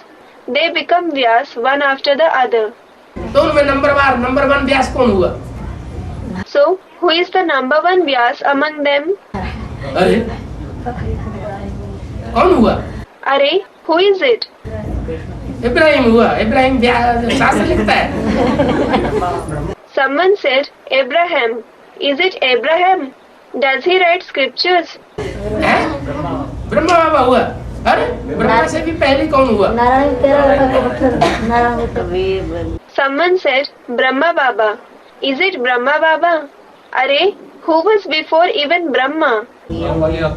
हाँ, सतयुग में ब्रह्मा बाबा तो दूसरे नंबर का नारायण बनेगा। Someone said, the soul of Ram. Yes, Brahma Baba will become the second Narayan in the Golden Age. उससे भी पहले नारायण कौन हुआ? Who is the Narayan even before him? नर नारायण वाली आत्मा ना। It is the soul of Nar Narayan, the one who becomes Narayan from Nar, isn't it? तो पहला जो नारायण बनता है वो ही पहला आकर के वहाँ व्यास बनता है। So, the one who becomes the first Narayan himself becomes the first Vyas there in the Copper Age. अब वहाँ मनुष्य बुद्धि है, शिव बाबा तो प्रवेश होता नहीं। Now, there he, meaning Vyas, has a human intellect. There isn't the entrance of Shiv Baba in him.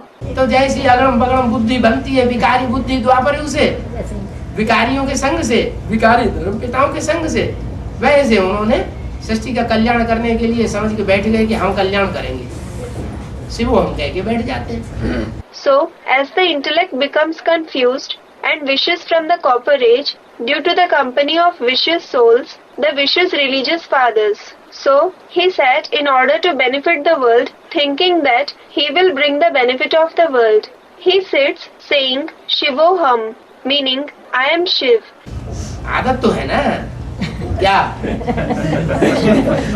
He has this habit, hasn't he? What? ये आदत कहाँ से पड़ती है? From where does he develop this habit? ये संगम में आदत पड़ जाए। शिव बाबा प्रवेश करते हैं तो जिसमें प्रवेश करते हैं उसको ये अहंकार हो जाता है कि शिव बाबा और किसी में मुकर्रर नहीं प्रवेश करते हैं, मेरे में ही प्रवेश करते हैं। He develops this habit in the confluence age. Shiv Baba enters him. So, the one in whom Shiv Baba enters gets this ego. Shiv Baba doesn't enter anyone else in a permanent form. It is in me that he enters. भले बाहर के मुख से न करे तो भी अंदर अंदर बात चलती है, बैठ जाती है। Although he doesn't say this externally through the mouth, he has this impression within. तो वो बात जो अंदर बैठ गई संगम युग में, वो कहाँ निकलती होगी? कहीं निकलेगी कि नहीं निकलेगी? So, the impression he has in him in the confluence age, where does it come out? Will it come out at some point of time or not? वो द्वापर युग से निकल पड़ती है। द्वापर से Someone said it will come out.